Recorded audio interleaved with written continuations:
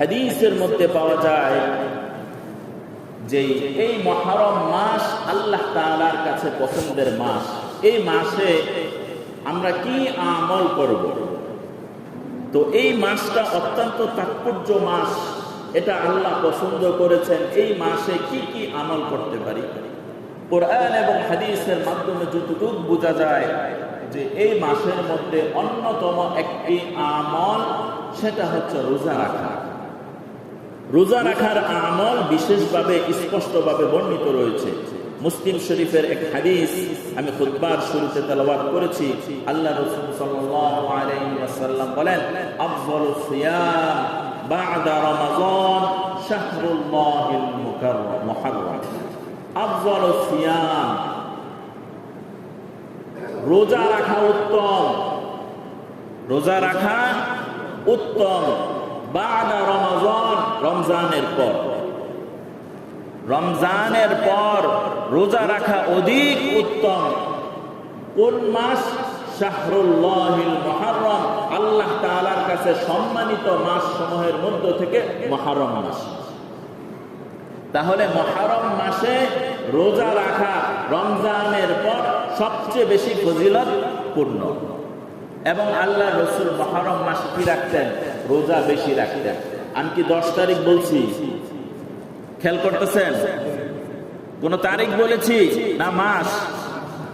মাস কি 1 তারিখ, 1 দিন বা 2 দিন, না বিশাল একটা দিন? দীর্ঘ একটা সময় অতিবাহিত হলে পরে কি হয়? মাস হয়। আরবি মাসের গণনা 28, 29, 30 এরকম হয়, তাই না? 31 হয় না। তো বলতেছিলাম মাস। বাচ্চারা দুষ্টামি করো না, ডিস্টার্ব হয়। দূরে সরায় দেন, দূরে সরায় দেন।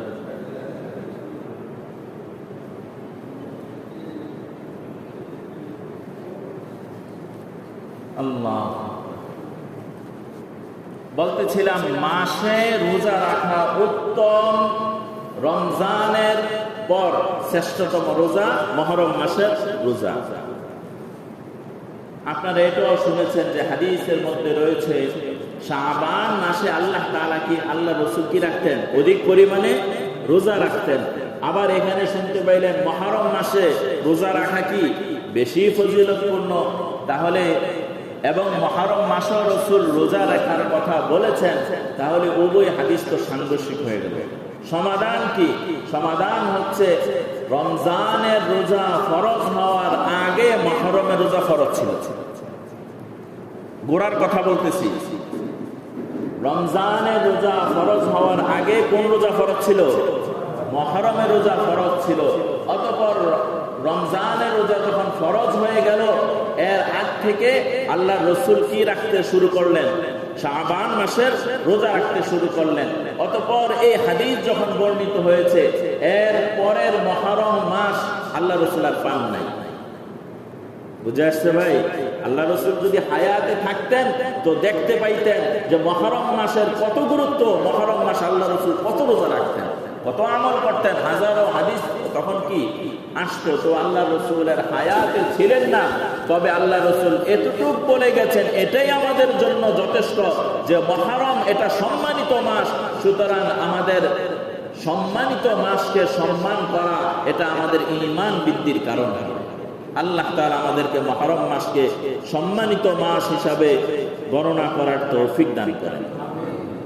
বলতেছিলাম, তাহলে এই মুহররম মাসে সাধারণত আমরা অনেকে দেখি রোজা রাখি। রোজা রাখার ক্ষেত্রে সাধারণত আমি প্রায় বলে থাকি, আল্লাহ রাসূল যেভাবে রোজা রাখতেন ওইভাবে রোজা রাখলে এক তো মুহররম মাসের রোজা আদায় হয়ে গেল, আরেকটা সুন্নতের কি হলো? আদায় হয়ে গেল। তো আমরা মাসের 13, 14, 15 তারিখ, এটাকে বলা হয় আইয়ামে বীজ। এই দিন তারিখগুলো হিসাব করে আমরা রোজা রাখতে পারি। সাথে সাথে সপ্তাহের মধ্যে সোমবার, বৃহস্পতিবার আমরা রোজা রাখতে পারি। আর যদি সম্ভব হয়, যদি রোজা রাখতে যদি আপনার ভালো লাগে, রোজা রাখলে আপনি যদি অসুস্থ না হয়ে যান, তাহলে মুহররম মাসে বেশি রোজা রাখার চেষ্টা করব ইনশাআল্লাহ। এবার 10ই মুহররম মুহররম মাস তো এমনি সম্মানিত, তার মধ্য থেকে অন্যতম একটা দিন রয়েছে, সেটা হচ্ছে 10ই মুহররম।